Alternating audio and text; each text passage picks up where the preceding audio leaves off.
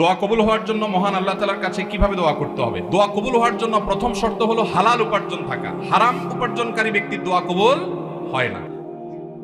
চুরি করে, ডাকাতি করে, টিন চুরি, গম চুরি করে এরপরে মক্কা শরীফ গিয়ে দুই হাত তুলে আল্লাহর কাছে চোখের পানি ফেলে দোয়া করছেন, হাদিস বলছে দোয়া কবুল হবে না। দোয়া কবুল হবে না। নবী করিম সাল্লাল্লাহু আলাইহি ওয়াসাল্লাম পরিষ্কার হাদিস আছে। অনেক দূর থেকে এলোমেলো চুল নিয়ে, ধুলোমলিন শরীর নিয়ে কেউ যদি কাবার চারপাশে হাত তুলে দোয়া করে, আন্না ইউস্তাজাবু লিযালিক, কিভাবে তার দোয়া কবুল হবে? নবীজি বলেছেন, কারণ দেহ, তার শরীর, তার সম্পদ হারাম দ্বারা গঠিত হয় না। প্রথম শর্ত হলো হালাল উপার্জন থাকা। কেউ যদি আগে হারাম উপার্জন করে থাকেন, এখন তওবা করবেন, মানুষের হক মেরেছেন, এখন ফেরত দিবেন, তারপরে আল্লাহর কাছে দোয়া করবেন, ইনশাআল্লাহ দোয়া কবুল হবে।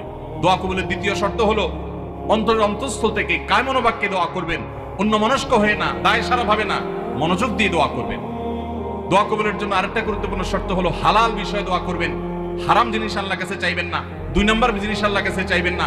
অবৈধ সম্পর্ক করার, কারোর সাথে অবৈধ রিলেশন করার, হারাম সম্পর্ক করার জন্য আল্লাহর কাছে দোয়া করবেন, এটা অবৈধ দোয়া, নাজায়েজ দোয়া, এটা করা জায়েজ নাই। বৈধ দোয়া করবেন, নেক দোয়া করবেন, ইনশাআল্লাহ আশা করা যায় আল্লাহ তাআলা দোয়া কবুল করবেন।